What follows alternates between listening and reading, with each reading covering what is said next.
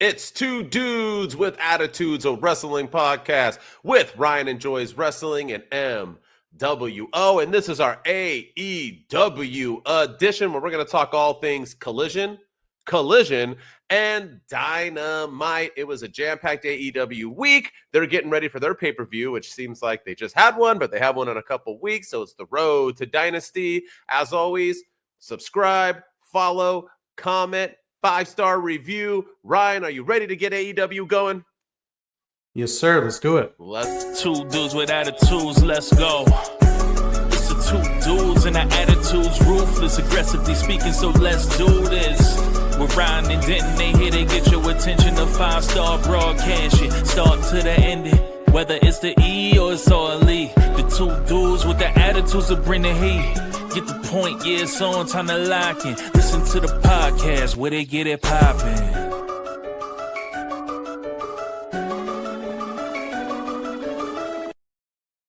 All right, as we said, welcome to Two Dudes with Attitudes. It is a rough Friday for your boy MWO because baseball season started yesterday and my Angels decided to lose 8-1 to a team last season that broke the record for the worst record in the history of MLB, and they come in and smoke my Angels. Of course. What a day. So good thing we have a day off today. Is Mike Trout hurt yet? Because I feel like the man's always... Did you not hear what happened to Mike Trout? First pitch No. his first at bat, the ball, first pitch, hit him right in his hand. Hit him right in the left hand. I was I was just joking when I said that. No, 100% first pitch, hit him right in the right. He played the rest of the game, but I'm waiting for his left hand is broken or fractured, or that dude should have been the greatest baseball player of all time. I still think he's better than Ohtani, and he just doesn't play. When you can't play, man, that's my team. Look at my Clippers hat on, same thing, Kawhi. But Kawhi chooses not to play. Trout actually is just always injured, and the dude's a beast. I don't know how he's always injured. He's like the biggest dude. Have you seen him in person? The dude is he looks like a wrestler. He's like humongous. And he plays like no offense, the wimpiest sport other than golf, right? Like, how do you get hurt in baseball? Like, I'm not taking it away because baseball's a skilled sport. I couldn't play it. Just like golf, it's super skilled, but manly wise, it's not football or even basketball is more contact than baseball. You know what I mean? Like, it's nothing like that, but anyway, people didn't tune in to hear me cry about my Angels. Let's talk about AEW. And we got some news for you, some female news, which you know your boy loves. And let's do Two Dudes Read the News. Let's go.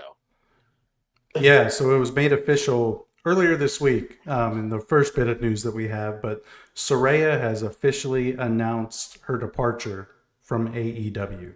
And this isn't dirt sheet fodder. This isn't Sean Ross Sapp or Dave Meltzer speaking. This is straight from the mouth of Saraya. She hosts a podcast now, like everybody else does these days, and she said that her relationship with AEW came to an end on the launch of this podcast, and that she spoke glowingly of her time in AEW. Said that it was an amicable split. She spoke very highly of Tony Khan and all the women in the back. Pretty much said that she's welcome back anytime, but she just kind of felt that she didn't have a place in AEW anymore, and that the company, she felt like if she came back, she'd be taking somebody else's spot and somebody who felt like she deserved it, and she was kind of stepping on toes. So Saraya is officially gone from AEW, and I'm just happy it was an amicable split for once, because we've seen a lot of negativity regarding the departure of Ricky Starks and Ray Phoenix and Malachi Black and Miro. So I'm happy to see, sad to see her go. Love watching her leave, but sad to see her go. But also happy that it was an amicable split, and who knows, maybe she comes back to AEW in the future. But I think she is destined for the WWE. Oh, 100%. And she needs to go to the Hall of Fame. So, of course, she's going to come to the WWE. I was telling you earlier this week when we talked about her being released through text, it's like she is like stunning right now. I mean, she's always stunning, but she's like in the best shape of her life. She's like, so her time away, because she hasn't really been in AEW for a while, it looks like she's been getting herself in shape like Britt Baker has. I like that wrestlers do that instead of like doing nothing, right? They're going to fine-tune their craft and get in the best shape of their lives. And I think she did that for a reason, because she wants to continue to wrestle. But her AEW tenure was kind of womp womp, other than them forcing the belt on her randomly in her hometown, and she really never then she just like kind of lost it. They really didn't do much with her, which is a shame. I know WWE got rid of her because of her back issues and whatever else and controversy, who knows, but I think she will come back. Triple H is all about talent and people from the past, and he likes bringing people in. And it is nice that we finally, whether it's from WWE or AEW, a person leave and not badmouth the company on the way out. Like, we don't always have to badmouth the company. Like, I don't understand why people can't leave a place happy. Why do they have to leave a place and try? And if you aren't happy, why not just, you don't need clicks. You know what I mean? You don't have to like bring it down on your way out, even if you weren't happy. So it's nice to see Saraya be happy, talk good about Tony Khan, and move on to possibly WWE, which I think she will. Yeah, she did say she wants to take some time away from wrestling for a while and focus on some outside ventures. So, but the WWE, I mean, they are in London on Monday Night Raw this week. They're in London tonight for SmackDown, but I think that's way too soon for her to come back. But maybe Monday night she shows up in her home country. But even then, I still think that might be too soon. I'm thinking either the Raw after WrestleMania or for that Evolution pay-per-view that they're going to do. But I think there's a place. I think there's a place for her more so in WWE, and I think she's right. I don't think there's a place for her right now in AEW. She was working with Harley Cameron for a while, and she has emerged as a big star in AEW. And Toni Storm has done her thing. Mariah May's still there, which we'll get into. Megan Bain's doing her thing. I mean, so I think her time in AEW kind of passed her by. So yeah, good for her. I agree. Yeah, for sure. All right, what's next? Another fine one. Yeah, speaking of Mariah May, according to all the dirt sheets, her contract is set to expire this summer. So she is officially in a contract year with AEW. A lot of higher ups believe that her contract is set to expire later this summer. It's not known if she has any option years attached to her contract. Yeah, so she could potentially be a free agent come later this summer, 2025, which means, and a lot of people on the internet were running with memes and pictures of her at WrestleMania 2018, thinking like, oh, this is where she wants to be. She wants to come to the WWE. Listen, if I'm Tony Khan, I'm revisiting the whole pillars idea. I'm giving Mariah May, Toni Storm, Swerve Strickland, Kenny Omega, and MJF a blank check and let them do whatever they want. So sign Mariah May, keep her in AEW because she has been nothing but fantastic. And I think her leaving would hurt AEW worse than CM Punk leaving. I think it would be really, really disastrous for them to lose she's only like 23, them to lose a young star like Mariah May. So sign her and keep her for as long as you can. Give her a blank check. Yeah, she ain't going nowhere. So that's number one. It's not even going to happen. This is more. I don't want to dog the dirt sheets too much. I need to be nicer. I'm starting to turn into like Eric Bischoff with the way I cannot stand Sean Ross Sapp and Dave Meltzer and everybody else in the dirt sheets because they're not true media people at all. They're just dudes. They're just random people who get misled information. But I think Tony Khan's the king of doing this. He probably has already talked to Mariah May. They probably already have their contract extension or whatever they're going to do, the new contract already in the books. And then he leaks it out, and it's somehow Sean Ross Sapp found out, and it's like, oh, their contract. They did it with Swerve. They did it with MJF for over a year. They did it with the list goes on, and they're always wrong. It's all just to get people talking. Mariah May ain't going nowhere. She's too young, and she would get lost. Just like when MJF, I said that the entire time. He ain't going nowhere. Why would he leave? He's the top. Why be a big fish in a small pond and leave that to go be a small fish in a big pond? It doesn't make any. Mariah May would get lost. I think she's top 5 right now in all of pro wrestling. WWE ain't going to use her like stick around.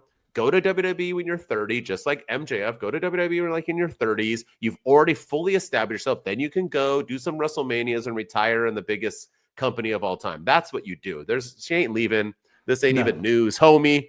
This ain't even news. She ain't going nowhere. It's out there, though. We got to talk about it. But and speaking of going back to Saraya, speaking of being 30, she's only 32. So she's got, I mean, if she stays healthy and her neck she's been wrestling. So if her neck stays strong, I mean, she still has a very bright future ahead of her. And it's weird to say that because of how accomplished she is as a professional wrestler in the WWE and in AEW. But she's only 32. And you got Punk wrestling at 47. You got Roman in his 40s, Seth Rollins late 30s, John Moxley's late 30s, and she's like 6 years younger than them and so accomplished already. So it's she's got a bright future ahead of her. As weird as that sounds.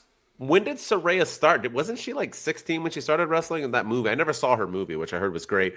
But she didn't she go to WWE? She was really young in the WWE. That's why it seems she's like those basketball players where you look at them and you're like, they're how old? They've been in basketball for 15 years because they started in high school or young ages. And same thing. It was like who was it? Sam Darnold? Isn't he the one? Is Sam Darnold the one where he's like still like 25 or whatever, and he's been in the NFL for like a freaking century? Is it Sam Darnold? It's one of them. It's one of these guys that like rejuvenated their career, and it's like rejuvenate. They're like freaking still like in their prime age of football. They're not even in their 30s yet. It's crazy. All right. Yeah, she was 20. She was 20 when she debuted in NXT. Yeah. Yeah, I couldn't do that at 20. I have no idea what life was at 20. I still don't, to be honest. All right, let's get into it. We had a jam-packed double hour Collision. They did Saturday and Sunday following March Madness. Supposedly it worked for them in the ratings, so good on them. Whether people were watching or not, doesn't matter. We'll see. But let's get into it. And the biggest, I think, moment of the double night was Adam Cole versus Daniel Garcia. They wrestled to the thing I hate most in pro wrestling, and that was a time limit draw. I don't know why these are back, but AEW flipping loves them. So they wrestled the first time, they had interference, the match didn't happen, and then they have a time limit draw. Obviously, we're getting a third match where Adam Cole is going to win. But what say you? Do you like what they're doing with this? I'll say my say, but are you liking this? What do you think the future holds for these guys in the TNT Championship? Yeah, I don't hate it. I think it's probably the most interesting that Daniel Garcia's TNT Championship reign has been so far. I do think that Adam Cole should take the belt off of him, and I think we need to go back to a heel Adam Cole. This good guy, shake my hand before every match, and that's undisputed. That all that stuff. It's not working for me, his current character, so he needs a little bit more of an edge. So I think he should win. I think they should finish the trilogy at Dynasty, let Adam Cole win. Maybe he cheats to win, or he low blows Daniel Garcia or something, and then we get heel Undisputed Kingdom moving forward with Adam Cole as the TNT champion. I think Cole needs it. I think we need to see more of him on TV because I still think he's one of AEW's best wrestlers and one of their biggest stars, and they need to be using him more. So I'm digging this, and I feel bad because I like Daniel Garcia, but his TNT title reign has been a stinker. So for sure. It's time to take it off of him. Especially after Jack Perry, who had a phenomenal TNT title run. I also love that Adam Cole is finally in the best shape of his life, so he refuses to wear a shirt now. Every interview, he's doing it to stick it to the wrestling fans. Yeah, which is funny too. Yeah, yeah, and they never should have. And it's not like he's chiseled. It's not like compare if he's standing next to a WWE superstar, he's gonna look like me. You know what I mean? But he's just rocking it, no care, arms crossed, rolling those biceps. Good for him.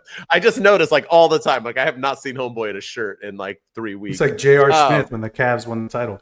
Just never put a shirt on. Never put a shirt on, yeah. But I don't mind it either. My only gripe, I think you're right. I think they're going to go to Dynasty. I think Adam Cole's going to win. I don't know if he's going to turn heel. I think they want him as a babyface. I do feel bad that he's been relegated to Collision only. Dynamite's he doesn't even know what that is anymore. And I guess it's a good way to get Collision over by having a star like they were going to do with Punk at one time when Collision was supposed to matter. But the only thing I don't like is that Adam Cole is a star. And he is somebody who could be a champion if he wanted to be, if they promoted him right and gave him that opportunity. Daniel Garcia has not been that guy, and his TNT title run has been a joke. And so I feel is this feud hurting Adam Cole because he can't beat Daniel? He hasn't beat him yet. He didn't finish him the first time, can't finish him the second time. He's going to get a third chance to beat Daniel Garcia. And I get it's helping Daniel Garcia's stock, but I don't think this is helping Adam. Him struggling to beat Daniel Garcia makes me kind of be okay, well, now is he just a B-list player when he's an A-list star? He still gets the pops. People still do the booms. When we were in LA watching him, it was loud when he came out, but yet he wasn't even on the main pay-per-view there. And now he's barely beating Daniel Garcia. I don't know. I guess it's a way to get him back up, but I don't think Adam Cole was ever lost. I just feel this is hurting him And hopefully if he does win the TNT championship, he can be a star again. But I don't know. Maybe I'm off base with it. I don't know. I don't think you're off base. I think there's probably a reason to it. Him having these long matches. I think it's really to see if he can do it without getting hurt. Because, he's only wrestled like a handful of matches since he's been back from his injury. Some of that includes, the matches with MJF, that stinker of a feud that he had. But the way he broke his ankle was just running down to the ring and an interference, just like a complete fluke. And so I think maybe they're just trying to test out that ankle to see how he can do in long matches, and maybe they're not ready to commit to putting the belt on him because they don't know if he can stay healthy. If they can, that's the only thing I can think of as to why he's struggling, quote unquote, to beat Daniel Garcia. But I think he's proven now that he can do it, and let's take the chance and put the belt on him. I agree. Well said. All right, let's talk about someone who's definitely not getting help right now, and that's one Max Caster. So I know the marks are going to be like, you have to let it cook, bro. This is going to help. No losing streak has ever helped anybody. Anyone who's ever been on a losing streak ends up being released from the company. It's never, name any of them. It's never worked. It doesn't, people don't like that. They're not going to get, this guy just got jobbed out in 10 seconds by Hook. I was okay when it was Brody. Hook. Guy couldn't beat up a person in real life. Hook. And I have nothing against Hook. I think Hook should go to NXT and thrive and be one of the biggest stars in that brand. But it's Hook. And then you made him get, for no reason, Max Caster's minding his own damn business, and Samoa Joe's like, why did you go out there without telling me? Because it's fun to beat up Max Caster and choke him out. Oh, let me try. That was fun. And Max Caster's just laying dead. Like, what in the... And they brought up Bowens. So if they are going to bring Bowens, they're going to bring Bowens back to do the same thing. Like, what was the point of turning Max Caster? If we were, and his thing that he's trying to get over doesn't even make sense. We like Max. He's the best wrestler alive. It's not even like a cadence. It sounds stupid. They couldn't even give him a proper, what the fudge are we doing? I think that's the point, is to make him look like the biggest idiot. Yeah. So that's what people are going to tell me. But that's not going to work. No. He'll be fired. I guarantee. The greatest tag team wrestler in the history of this company. He is. The Acclaimed are the greatest tag team ever in AEW. Absolutely. And this is what we're doing with him. I'm disgusted. I watch it and I'm disgusted. He could have a good solo career. Why is he not Shawn Michaels right now? Why is he not Shawn Michaels? I don't get it. Why didn't he super kick Owens, throw him through a window, and have the sexy boy type? It's easy. He wears the pants. It's like written for Tony. I don't get it. He's great in the ring. He's great on the mic. He's got charisma. And it's just really sad to see what they're doing with him. And this Max Caster Open Challenge now has turned into a joke. And I was hoping that maybe it was going to lead to a return of somebody like a Keith Lee or something. And then, then he feuds with him. But it's just random people coming out every week. Brody King came out a couple of weeks ago. Hangman Page answered the first one. Shibata answered one, and then this week it's Hook, and it's just what are we doing? This is really sad to see. And you broke up the best tag team that you had, hoping that we would get a feud between Max Caster and Anthony Bowens, and we haven't gotten anything. And now when Bowens comes back, I don't take Max Caster seriously, and it's a damn shame. I already know who's going to win that match, and it's a shame. So I really hope they can turn this around, because right now it's atrocious what they're doing. I agree. And then we got the Trios Championships being defended on opening of the second night. And once again, AR Fox and Top Flight, are they only here to lose triple threat matches? They only lose the 6-man tag matches for the title. That's every single time. Trios Championship match, we're there, we're going to lose. Who are you guys going to defend next week? Probably against AR Fox and Top Flight so they can lose again. And then they got beat up afterwards. But are you liking the trios? Do you remember the Death Riders are the champions, or do you keep forgetting until they have a match? I mean, they're not going to lose it anytime soon. Them and Mox are going to hold these belts until they want. I don't hate them. I think they're the best group in AEW right now. So you want the best title. You want the titles to go on the best guys. So I don't hate it. I was surprised to actually see the belts. For some reason, I don't remember I remember them being trios champions, but I didn't think they were carrying the belts either. I thought they kept the trios championships hidden, just like they keep the world title hidden. But I remember, they rocked them this week, and they had them around their waist, and I don't mind the Death Riders. The thing I don't like though is after the match, Action Andretti and Leo Rush beating down Top Flight. Just like pointless stuff. And then there's it's just, what's the point of that? Like, they already got their ass kicked by the Death Riders. Why are you making them get their ass kicked even more? So I didn't like that. But no, I don't mind the Death Riders. I think it's a good story for them. And now they're probably going to be facing Rated FTR. So this was a good warm up for them.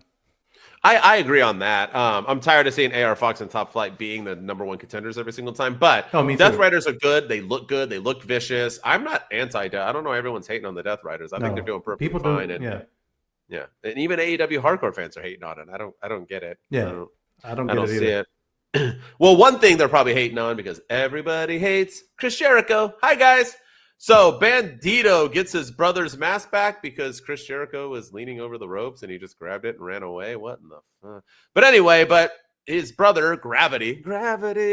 So now we got Chris Jericho offering a match, title versus mask at Dynasty. We talked about this on our WWE podcast. If you guys didn't check it out, go check it out. But the Luchadors are back, baby. They're thriving on WWE. Now we got title versus mask. I mean, did I miss something? I'm all for the Luchadors. I love the Luchadors. I'm ashamed of myself that I don't have a Luchador mask. I need to go buy one, because as a pro wrestling fan, you got to respect the Luchador and the Lucha Libres and everything. But are you all for it? What's going on? Do you like this match on Dynasty for the ROH title? Are we going to see Bandido get masked, or is this Chris Jericho finally getting rid of that belt? Because why does he have it to begin with? What say you? I hope it's the latter. I hope he gets rid of the title. And to be honest with you, I don't hate this version of Chris Jericho. I know a lot of people are done with Jericho, but his promos lately have been a lot more vicious, and he's gone away from the cheesy. Here's a fun fact about this state. Did you know that he's constantly chastising Big Bill and Brian Keith. He's not afraid to get the heel heat. There was a moment between him and a kid, during one of the AEW commercials, where the fan is like, the kid's like flipping him off and yelling at him, and he's getting that heat. So he's a lot more vicious, and so I don't mind this version of Jericho. I'm actually kind of liking it. But with that being said, I'm ready for him to drop the ROH title. I'm sick of seeing ROH titles on AEW television. Yep. Let Bandido win it. Let him go defend it on the ROH brand, and bring this Chris Jericho without a belt to AEW, and let him continue cutting these scathing promos and everything, because he's been a lot more. He's been a lot better on the mic over the last couple of weeks. And I like that they're telling a story too. I mean, he took the mask from Bandido's brother at Revolution, and in front of his family, in front of his friends, made his mom cry, Bandido's mom cry in the ring. So yeah, I'm digging this story, and let Bandido get his revenge. Yeah, it looks like this is it for the learning tree. I think that's why he's transitioning out of that character, because he told them basically to go fix it. I think he's going to lose the ROH title, blame them. Big Bill and Homeboy are going to turn on him, and that'll be it. And he'll go on to another faction. Who knows what it'll be, but that's all he could do in AEW, start factions, which is fine. But yeah, I do agree with you too. I think he's having a better run right now on this. So yeah. Like I said, yeah, good collision, and we'll talk about that later. Let's get into Dynamite, and we're going to talk about something that wasn't confusing at all. First, we had MJF come out. He told MVP, I am joining the Hurt Syndicate, and then all of a sudden, he wasn't in the Hurt Syndicate because Bobby Lashley was not having it. Shelton Benjamin was kind of Switzerland. He was like, I'm all good with it. What'd you think of all this, this promo and their backstage thing afterwards, where they were still bickering about it? Yeah, it was, I don't know. I got this feeling that they're going to break up the Hurt Syndicate already. That was like the first thing that entered my mind, was like, you just got here and now you're not on the same page with the MVP. Bobby Lashley didn't approve this. And that's really what I took away from that backstage interview that they did, where, Bobby Lashley's like, you told us to go on vacation, and we watch you on TV, and you're recruiting him, and you don't tell us. it tells me that they're not on the same page. And when groups aren't on the Mm-hmm. same page, it usually leads to them breaking up. But the Hurt Syndicate just got together. So Tony Khan, like, do not Vince McMahon this. The Hurt Syndicate is fantastic. The biggest complaint was that they broke them up too soon in the WWE because Vince just got bored. Do not do that here in AEW. These guys are good. Bobby Lashley's doing fantastic things. And I would love to see MJF as part of this group. I think we talked about it last week that he could be the Owen Hart of this group. And I think it would be fantastic. So make it happen. But don't break up this group. Do not break them up. Yeah, I don't know if they're going that way. I think this is more just to prove that MVP knows best. You know what I mean? Because I think MJF's going to help them in some way, maybe when they defend their tag titles or whatever else. And then Bobby Lashley's going to be like, oh, okay, he is. I think MJF needs to join. I think he still is. I don't think they're teasing it for him not to be. That wouldn't make any sense for him to be like, yeah, I'm in it. And then Bobby Lashley's like, no. And then they just don't do it. I think he's going to join. And I think MJF needs that help to try to, maybe it's going to be an eye for an eye. Maybe he'll end up winning the championship. Who knows? But yeah, I like it. It intrigued me. I thought it was weird to say it and then not say it, but I do like it because you need story, right? And that's what we've complained about with AEW forever. They're trying to do some stories. This will continue on. So I am all for it. No, I respect the story. Yeah. Yeah. But I'm curious to see how they get there. And then it also, the one thing that led to me was MVP saying we need a fourth member. We need another member. And there's a wrestler who was released from the WWE about 3 months ago, around now, that one Cedric Alexander, and he did an interview recently, and he said that he feels that he needs to go to AEW and be a part of the Hurt Syndicate because he has unfinished business with that group. So maybe this is what leads. Maybe they think MJF's coming in, and then Cedric Alexander debuts and takes MJF out, and then the Hurt Syndicate beats him up or something. So who knows? Or maybe they said that to tease to continue to make you think he's not going to join. True. Maybe they're just using it. You know, Tony Khan doesn't have to scoop up every WWE guy that gets released. No, for sure. So with that said, breaking up groups, Nick Wayne, he seems little. I mean, he went at Christian in front of his face, but then he helped Christian by kind of beating up on Edge. But then now he said he's going to have a face-to-face with him to tell him how he really feels, and he's. It kind of came out of nowhere, which I don't mind. It comes out of nowhere, but the dude went from like the nerdy picked on, Wheeler Yuta character to all of a sudden now he's got big boy pants on and he's all about it. And the other dude was kind of like, okay. So it looks like Nick Wayne is what? What do you think? Is he leaving the patriarchy or is he taking over the patriarchy? What's going to happen? And are you interested in we'll get into it later on with Rated FTR. So I don't want to talk about it too much with Christian. So do you think he's leaving or do you think he's, because I think betraying Christian would make Christian a what. Yeah. I think I think he's betraying. I think he's leaving the Hurts. Or I think Christian Cage is getting kicked out of the patriarchy. I think Kip Sabian, Nick Wayne, and Mama Wayne are going to remain a group, maybe a tag team or something, and they're going to kick Christian Cage out. And because he said he got in his face a couple weeks ago, and then last week they interfered in the street fight, and then this week he said that's how you execute a plan. And so that makes me think that now he wants to talk to Christian Cage. Yeah, Christian Cage is done, and it's unfortunate because I like Christian Cage as the patriarchy. So and Christian Cage as a heel is the only way to go. So him as a baby face, it's going to stink. But also. There's also a report that Luchasaurus is due to come back from his illness any minute now. And he was apparently backstage at Revolution. Oh, that's great news. His return, like he was almost on his deathbed a few months ago, and here with pneumonia and everything. But we remember in storyline how Christian Cage was using Luchasaurus. Luchasaurus basically won him that contract that Christian Cage failed to cash in. He basically won him the TNT Championship the first time around, and he was kind of using him to get all the glory. So if he comes back and he takes out Christian Cage, then definitely the patriarchy is done. Yeah. Well, speaking of it, if Nick Wayne's leaving the patriarchy and Christian Cage is going to get turned on and maybe become a babyface, this leads to what I want to hear your opinion on the Rated FTR sit down. They had a sit down. They talked. Let's hear it, Ryan. Yeah, it was a very interesting backstage interview. Dax Harwood was like, oh yeah, we took our eyes off the prize and we started trying to help you win the titles and we've lost sight of our tag team championships. And Adam Copeland was like, what do you mean? Like, you guys had bags over your heads from the Death Riders. Like, I came back to help you guys. And then there's a lot of bickering back and forth, even when Dax Harwood was like, "Oh, top guys out," and Adam Copeland was like, "What? No, like rated FTR out." So it's leading me to think that FTR is going heel. They're gonna lose the trios championships at Dynamite, or at Dynasty rather. They're gonna lose to the Death Riders, and FTR is gonna turn heel on Adam Copeland, and I think that's what's gonna lead to the inevitable reunion of Cope and Christian Cage. And I said this last week, and I know everybody jumped the gun on it this week. Everyone was like, "Oh yeah, I have a theory," and I'm like, "Nope, I had it last week, bro."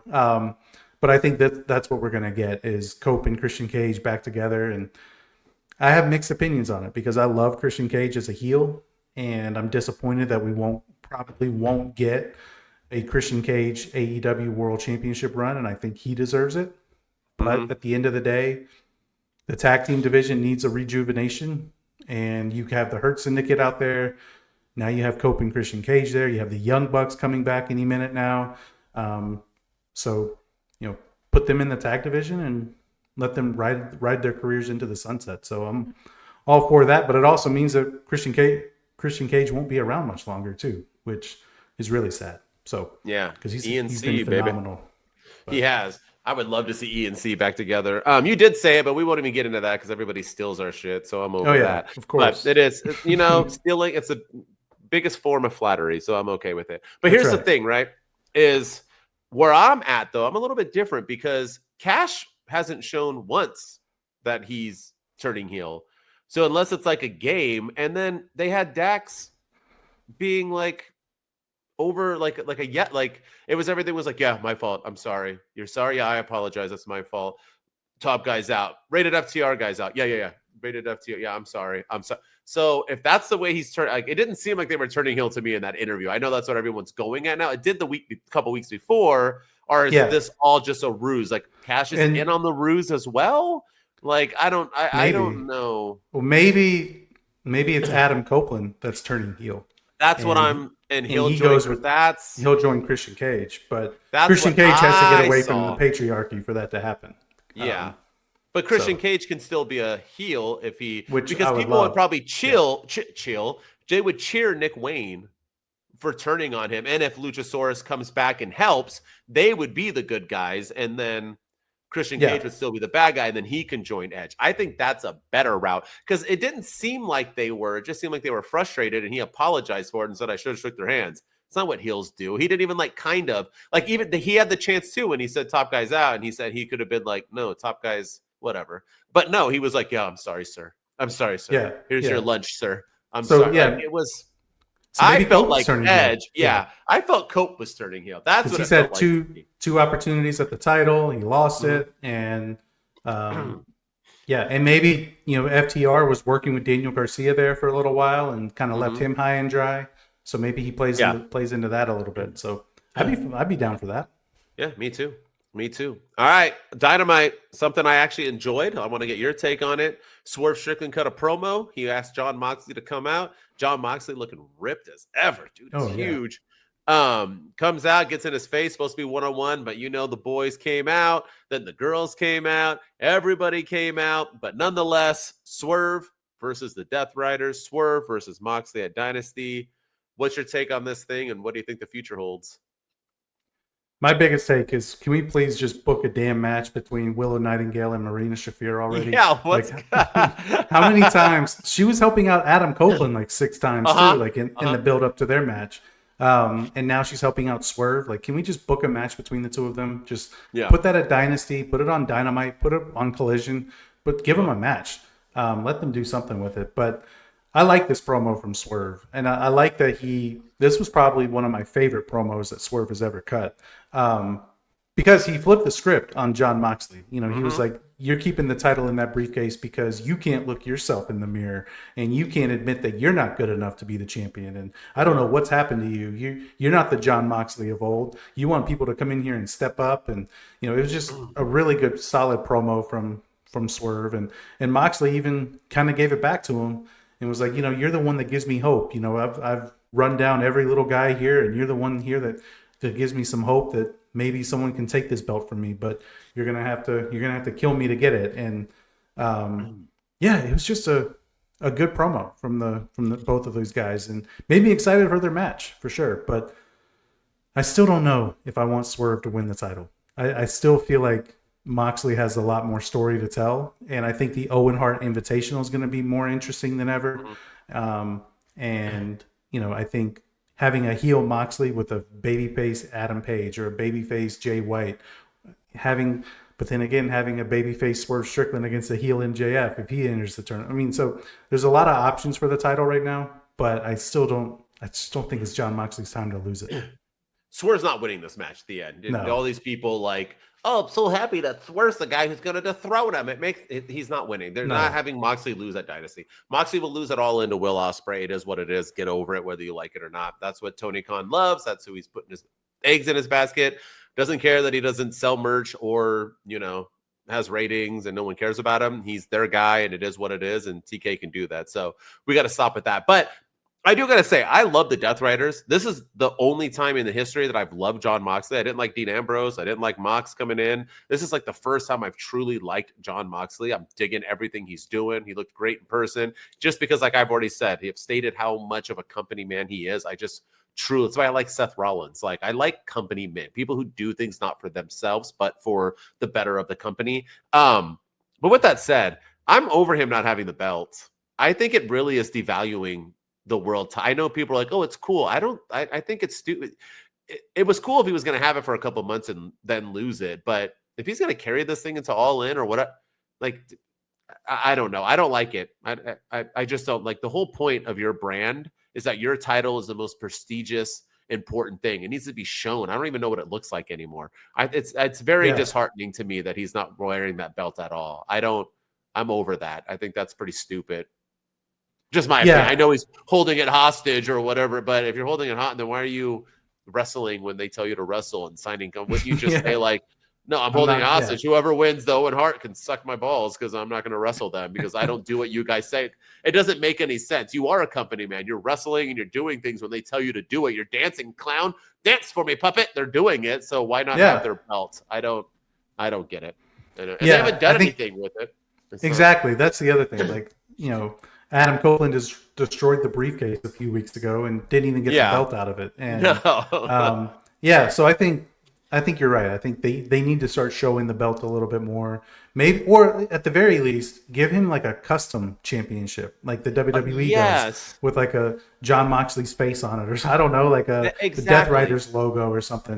Make it because we don't deserve to see the AEW championship. You get this one instead. Do something like that, and I think people would get behind it. But that's they a way better idea. Yeah, he's got to have something around his waist because I keep forgetting that he's the champion every time he comes out because he doesn't have the belt. I literally, when he came up with Swerve, I was like, oh yeah, he's the I forget. I truly do. And right now, at his buff is, he would look good with that belt on. I don't know. Yeah, for sure. Opinion. All right.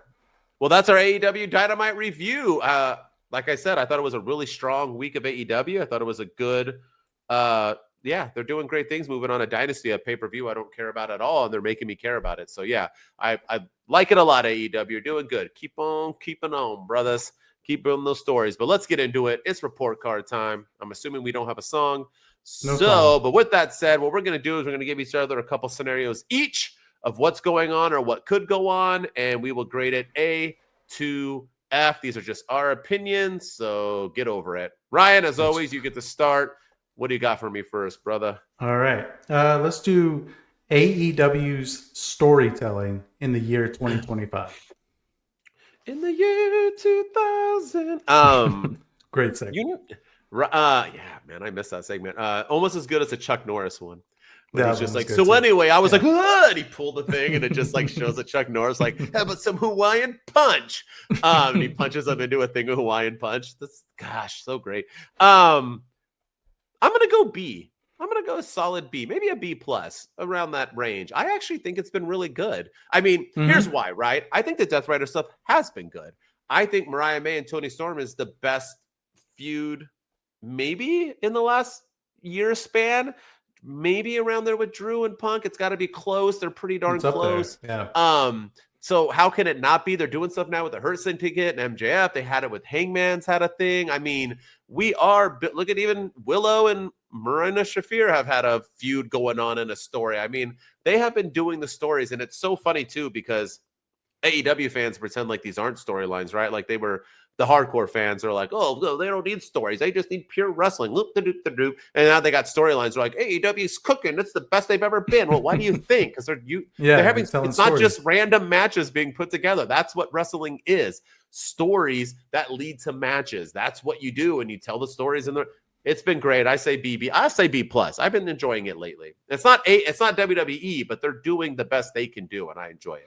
Yeah, I mean, when we went to Revolution, every match at Revolution, minus Mercedes Moné, man, even that one kind of had a story, but it just wasn't a good story. Really. But every match had a story attached to it. And, that's all I want. It made me want to fly out there to go see that pay-per-view. I want to watch Dynasty next week, whenever it comes on. So they're doing a good job, man. They're making me intrigued with the stuff that they're doing. So are the stories like cinema and masterpieces? Tony Storm and Mariah May was, Swerve Strickland and Hangman Page was, but the rest of them not so much, but there's still stories, and that's all I want. So I agree. B+ is fair. All right. You ready? Yes, sir. This is a future question. All right. MJF joining the Hurt Syndicate. Grade it. A to Oh my gosh. F. That's hard to do because it depends on how he does it, and what. But him being part of the crew, being the Owen Hart of the Nation of Domination, what do you grade it? I'll go A. I think it's something that he needs. He hasn't been. He needs a faction. He needs a group, and then I think it's something that is long overdue for MJF. He hasn't been in anything. He had the thing with Adam Cole, but before that, he was in part of the Inner Circle with Chris Jericho, and he really hasn't.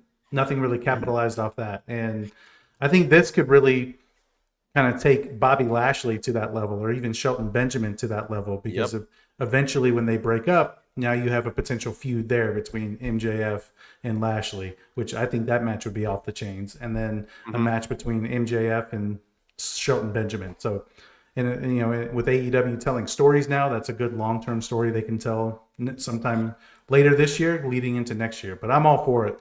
Have him join, and I give this an A if it's done correctly. It can't be stupid.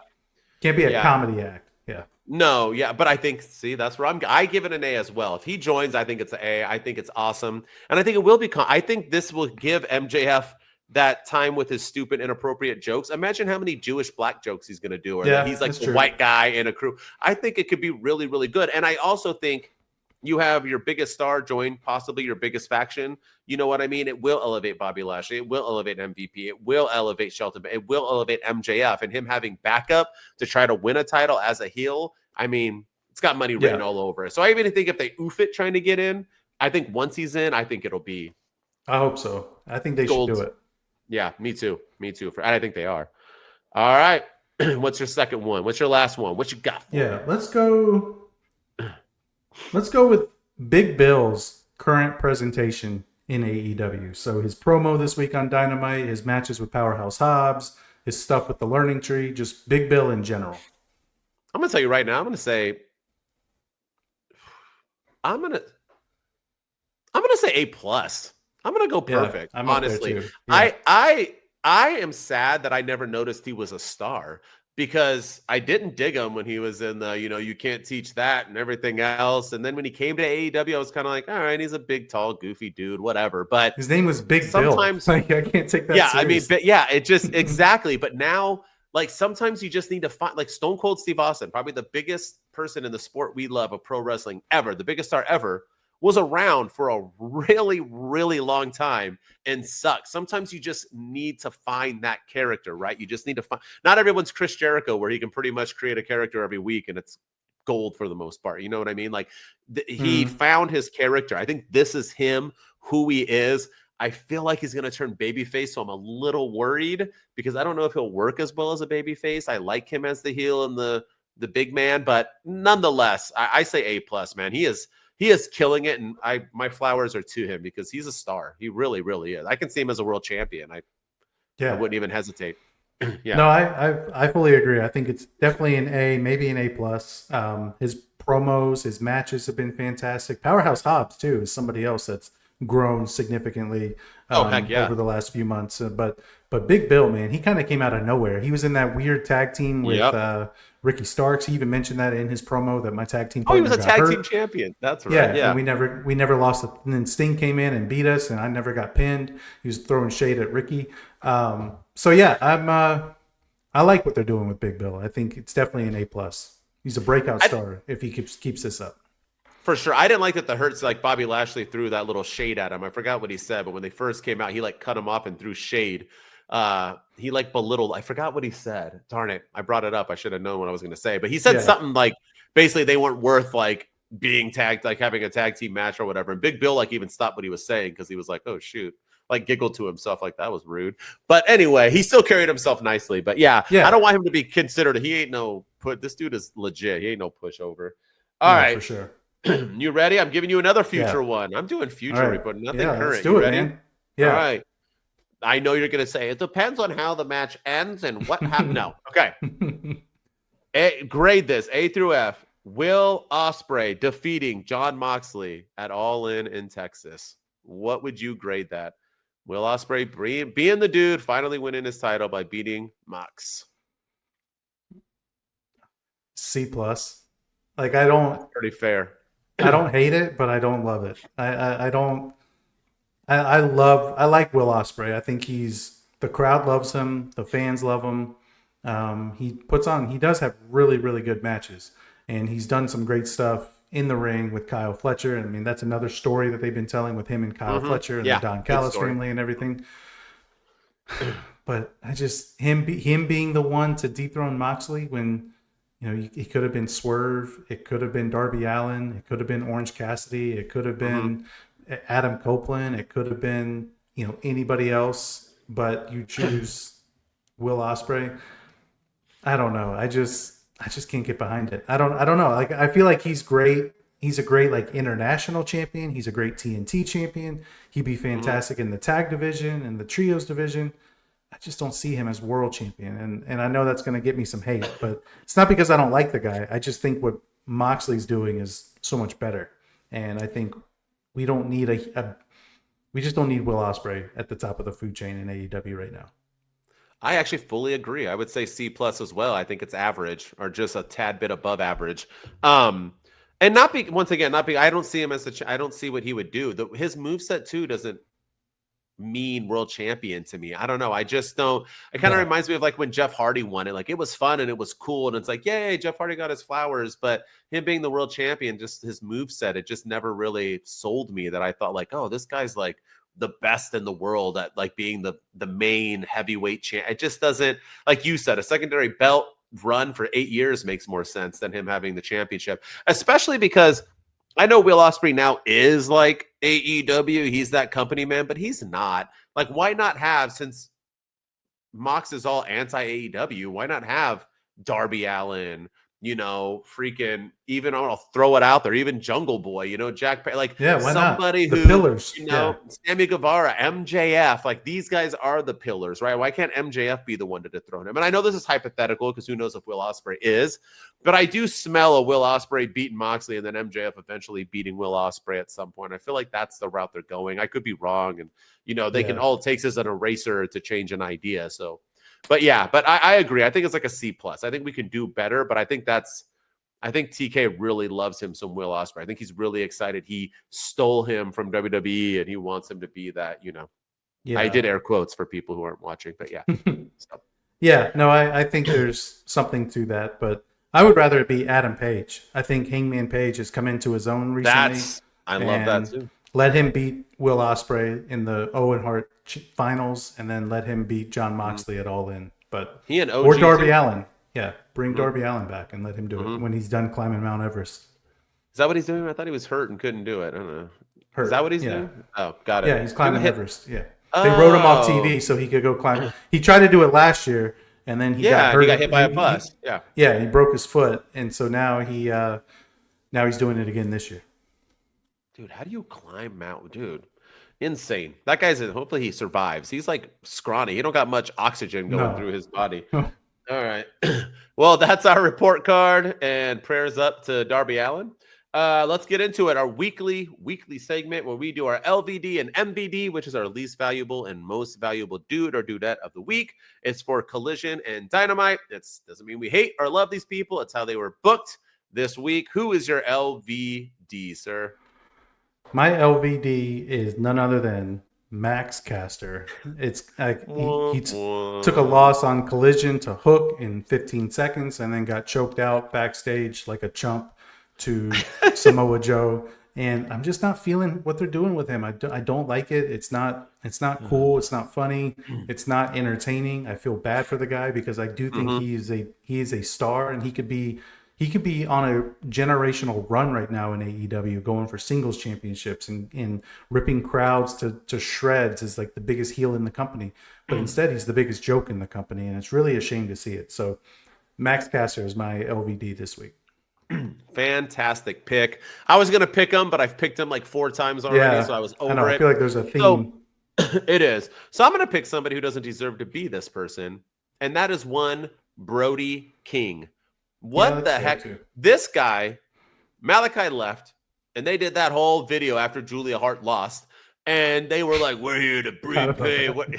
We're here to wreck and this and that." You know what Brody King's 2 wins are this year? He beat Max Caster, who hasn't. I think you pinned him last week, and he beat a jobber who I don't even know their name. That's his only 2 wins. This guy's done nothing but lose. I get Kyle Fletcher needed a win. Why are you having Brody King and Kyle Fletcher wrestle to begin with? They need wins. That's what I don't get with Tony Khan. He puts people together. Yeah. And it was a good match. And this and that. But if you put them together, there's no point Brody King should be losing to Kyle Fletcher. And he did. Yeah. And so now it doesn't raise his stock at all. I don't believe in any of the old House of Black people anymore. I know Julia Hart got a win, but she's struggling to beat Queen Amidala, who's the resident jobber of the women's division in AEW. I don't know what the hell they're doing, but Brody King's my LVD. That dude does not deserve to lose to Kyle Fletcher. Just my opinion. No. And he lost the pay-per-view that we went to. All he does is lose. Yeah. And then, Buddy Matthews too. I mean, you're trying to build these guys up as a tag team, and neither one of them can get wins on the singles side. So how am I supposed to take them seriously in the tag division as well? And your tag division needs all the depth it can get right now. So, I think that's a good pick for Brody King. Yeah. It's unfortunate. Like I said, it is unfortunate. Yeah. All right. Let's end on a positive as always. MVD. Who do you got? I am going Dudette, and it's none other than Megan Bayne. Her presentation right now is second to none in AEW. She pinned Toni Storm. And normally I'm yelling at the clouds when champions get pinned because it weakens their reign. But I didn't mind it so much this time because they're building Megan Bayne to be a star, this unstoppable monster. And I'm calling it now, man. I think she should beat Toni Storm at Dynasty. And I think she should beat her with relative ease. And let's let the rest of the roster step up and be the ones who's going to stop Megan Bayne. Toni Storm couldn't even stop her. And maybe that's when you bring Mariah May back and let her be the one to stop her. But either way, I think Megan Bayne's presentation right now in AEW is fantastic. And if you're going to put her in the title match so soon into her career, might as well let her win and carry this momentum going. So Megan Bayne's my MVD of the week. Her presentation's been fantastic, and she looks like a legit badass, and I think she should beat Toni Storm. Dude, that is an actual hot take, not one from your car that doesn't make any sense. This is an actual hot take, brother. But it's also the wrong take. She ain't beating so they didn't have Toni Storm beat Mariah May and then get pinned on Dynamite to have her then lose. Here's my thing, but I get where you're going with it because Megan Bayne losing makes 0 sense. Yeah, so, it doesn't hurt Toni Storm for her to lose. Yeah. No, and Megan Bayne losing now, there goes her can't lose, right? She looks like this unbeatable monster, then you have her lose. But having her cheat or disqualification means she's going to continue to wrestle Toni Storm. So unless they have somebody new for her and they interrupt her match and it's a no contest and then she goes and moves on because she wants revenge, that's the only outlet I see of this making sense, because you're right. She can't lose. Toni Storm beating her just does nothing for Megan Bayne. And Megan Bayne, you're right, is a star. Smoking hot, got the look. Yeah. She can wrestle. She looks like a beast. I'm all for her. Megan Bayne, good pick. Good pick. Yeah. But I don't see her winning. They can't have her lose either, dude. I know. So they put themselves into a corner, and that's why I say just pull the trigger and have her win. Don't do the start and stop thing that you did with Wardlow and that you've done with so many other people. Just you got her in this predicament. Let's just finish the job. Let her win. Yeah. See what she does. Can't wait till she wins and I have egg all over my face. Okay. MVP. Someone will steal MVP. it. Someone will steal it and say that they claimed it first. 100%. Yeah. Oh, they will. Don't worry. All right. My MVD is not a dude or a dudette. It's actually a TV show, and that is One Collision. So towards the end of Rampage's era, I was always loving Rampage more than Collision. I was like, it's getting hot, this and that. And Collision is always boring. It seems really long to me. There's just matches, no story. They did Collision 1 hour each, and I enjoyed both episodes, even the boring main event at the end of the second night. I thought this was fantastic, and I got thinking, I was like, it's because it's an hour. That's why I loved Rampage, because it's 1 hour. You give Tony Khan 1 hour, he could book a show. You give him 2 hours of Collision, it just doesn't make sense. I am going to say right now, I think every week Collision needs to be Saturday and Sunday 1 hour. That's a good idea. I think it works. It worked. It gave them more ratings. They got 2 shows to do. If you're going to have 3 shows, do it this way. I liked it a lot. I dug it, man. I wasn't bored. I watched the whole thing. I was barely on my phone. I was like, these matches are good. It's fast paced. There was very few commercials. It got going. I truly, it's just like same thing with Raw. Everyone's like, oh, Raw needs to be 3. Why is it only 2.5 hours? I have loved Raw so much since it got off 3 hours. You know what I don't love anymore? SmackDown. It's 3 hours. You don't need 3 hours of anything in life. Nothing. Yeah. Nothing. You don't need 3 hours. 2 hours is more than enough. So SmackDown is. Look at the things. Raw was whack. Why was SmackDown better than Raw forever? Oh, it's 2 to 3 hours. Then they switched, and what happened? Oh, that's right. Now Raw's better. It's that length. You can't. It's too hard to book that long. I think Tony Khan struggles with booking longer shows. 1 hour. Give it to me, baby. Let's go. Yeah, and I think Collision, even with the 2 hour episodes, I think Collision has been way better since Rampage went away, and they've been able to they've been able to focus more on the Collision. It feeds into Dynamite now more than ever, and Dynamite feeds into Collision, which I really enjoy. But yeah, I'm all for it. I like your idea of having them do it on 1 hour Saturday, 1 hour Sunday. As long as they feed into each other and they don't do like CMLL Luchador. I mean, no offense to the Luchador stuff, but don't put those on TV like they were doing with Rampage, and make the matches matter. Make them have like put your stars on there. Put the Death Riders on there. Put Adam Cole on there. Put Daniel Garcia. He is on there. Put John Moxley. Yeah, but that's not what they were doing with Rampage. Rampage was more like CMLL and Beast Mordos and Saraya. And Saraya, and Harley Cameron when she was first starting, who's now Harley Graham. But yeah, so I like your idea. Let's make Collision 2 nights because it's fun. It makes it enjoyable. It was really good. I liked it a lot. So that's my MVP. Yeah, that's a good pick. All right, I like that. Yeah, gracias, senor. All right, that was Two Dudes with Attitudes, our AEW edition. Don't forget, if you didn't tune in and catch our WWE one, it's on. Post it up now. We did it on Wednesday, and we will be back next week as well to do our Wednesday and Friday episodes of both shows. We're on the road to Dynasty, and we're on next the road week. We have to predictions for WrestleMania. Dynasty. Yeah, it's next Saturday. It's prediction time. It is. Oh, I'm telling you, it was so quick. I felt like you were just here. But anyway, with that said, don't forget to give us those comments, follows, likes, and everything else. And as always, if you want to catch me, I'm at my_wrestling_opinion on everywhere you check out social medias. And with me, as always, is my dude. Ryan Enjoys Wrestling. Go follow me on all the social media platforms. Go follow us on TikTok at Two Dudes with Attitudes. Subscribe to our YouTube channel at Two Dudes with Attitudes. And go listen to us on Apple and Spotify, where, for our audio versions, and leave us a 5-star rating and review. And I forgot to mention our X account at Two Dudes PC, so go follow us there if you so choose. So, but we're blowing up, man. We're making some traction on the YouTube channel, especially. So we appreciate everyone's love and support, and keep liking us, keep subscribing, keep following, and tell all your friends and families about your favorite two dudes on the internet. Heck yeah, Wolfpack, we out. Actually, it's rated FTR. We out. Oh, darn it. I'm so sorry, sir. So sorry. Here's your sample. Two dudes with attitudes, let's go. It's the two dudes and our attitudes ruthless, aggressively speaking, so let's do this. We're riding in Denton, they here to get your attention. A 5-star broadcast shit, start to the ending. Whether it's the E or it's all E, the two dudes with the attitudes that bring the heat. Get the point, yeah, it's on time to